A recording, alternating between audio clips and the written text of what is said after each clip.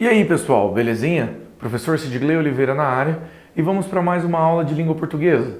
Na aula de hoje, revisão, gente.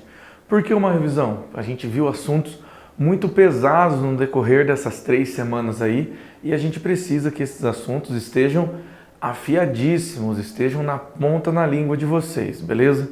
Então vamos lá, pessoal. Sujeito é alguém ou algo de quem ou o que se fala. Vamos começar falando do sujeito. Então, volta lá na aulinha de sujeito. Então, o professor está dando aula, certo? Vamos lá. O professor está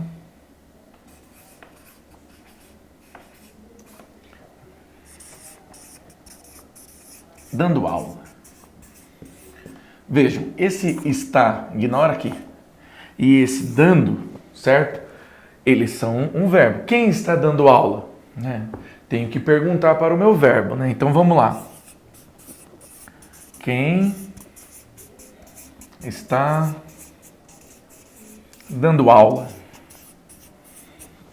Essa resposta aqui que a gente vai ter vai ser o professor. Então eu tenho que achar o verbo e perguntar quem está fazendo a ação do verbo. Então, no caso, o professor. Então vejam, pessoal. Aqui, o professor é o sujeito da oração. Quem está fazendo a ação, certo? Então, o sujeito é facilmente identificável na oração através da utilização do método de pergunta. Por exemplo, o ajudante da loja correu muito com o veículo. De novo, quem correu muito com o veículo? O ajudante. Eu tenho que identificar o meu verbo para saber quem que é o meu sujeito e fazer a pergunta que refere-se à ação. Quem correu muito com o veículo? O ajudante. Logo, o ajudante é o meu sujeito. Sujeitos são classificados em sujeito determinado, quando o sujeito é identificado na oração. Eu consigo entender quem é o sujeito da oração. Nesse caso,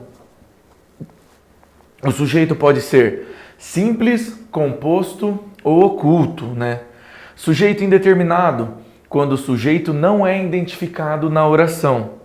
Sujeito inexistente, quando as orações são constituídas com verbos impessoais, os quais não admitem agentes da ação.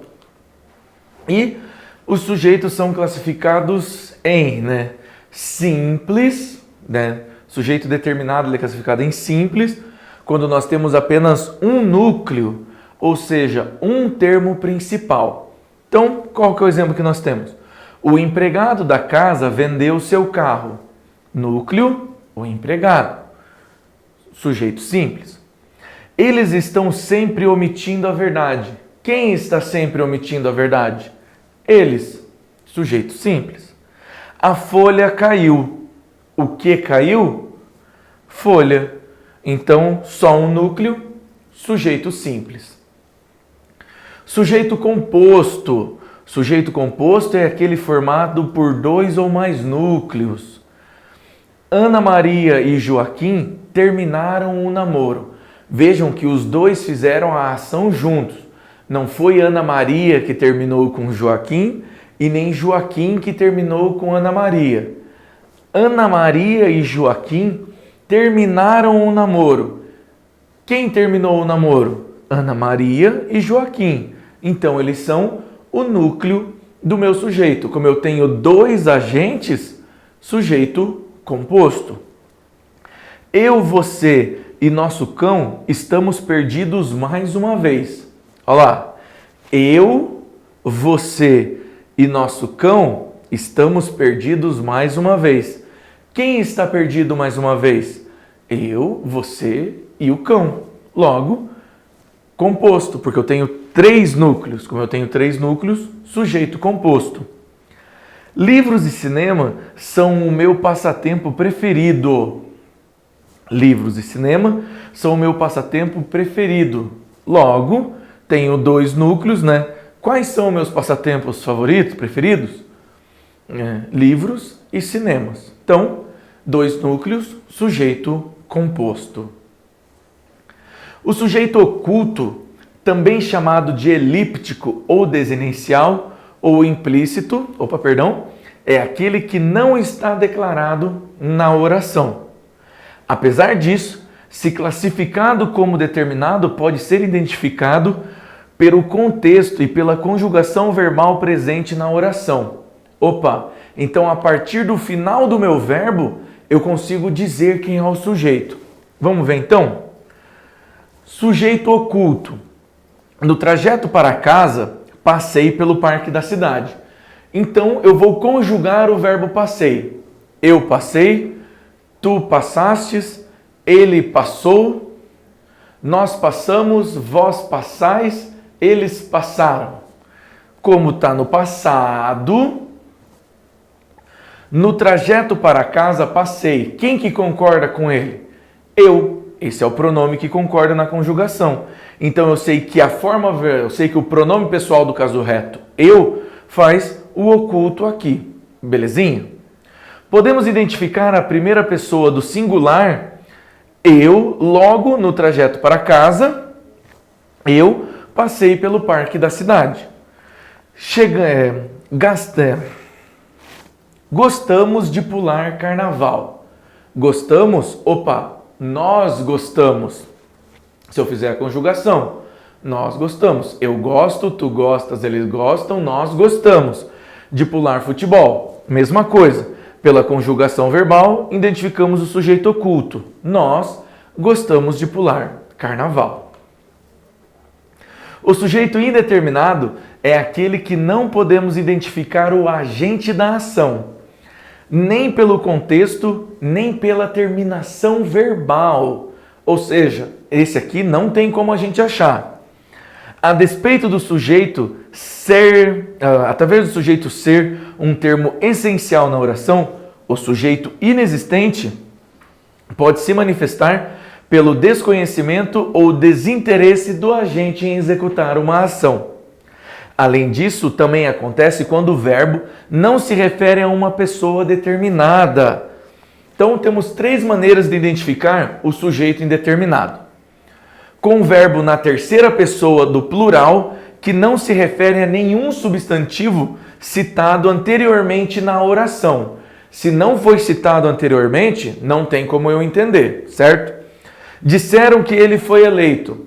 Quem disseram? Professor, eles disseram.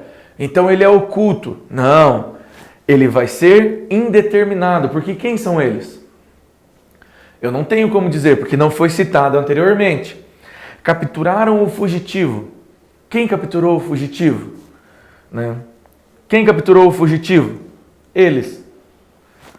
Falaram mal o tempo todo. Quem falaram mal o tempo todo? Então veja, pessoal, nós temos que ter muito cuidado com as conjugações verbais nesse texto, justamente pela quantidade de informações que nós temos. 2. Com o pronome se e o verbo intransitivo, transitivo direto ou de ligação, na terceira pessoa do singular, de modo que não se consegue identificar quem pratica a ação. Por exemplo, acorda-se feliz. Quem acorda-se feliz? Não dá para saber. Necessita-se de pessoas jovens. Quem necessita de pessoas jovens? Não tem como nós sabermos. Nem sempre se é justo nesse mundo. Quem não está sendo justo? Não tenho como saber. Sujeito indeterminado. E o terceiro, com o verbo no infinitivo pessoal. Qual que é o infinitivo pessoal? Quando o meu verbo ele está conjugado na terceira, ele é finalizado em uma das 3 conjugações. Primeira conjugação, verbos terminados em ar. Segunda conjugação, verbos terminados em er ou or. E terceira conjugação, verbos terminados em ir. Então, falar, fazer, pôr e partir. Falei as 3 conjugações do verbo. Belezinha? Então, olha lá. É difícil agradar a todos. verbo terminado no infinitivo pessoal. Seria bom pesquisar mais sobre o assunto, infinitivo pessoal. É bom viajar pelo mundo. Tranquilão? Sujeito inexistente também é uma das nossas classificações. O verbo haver, quando empregado com sentido de existir, acontece indicando tempo passado. Os verbos ser, fazer, haver, estar, ir e passar, indicando tempo ou distância. Exemplos: trovejou à noite.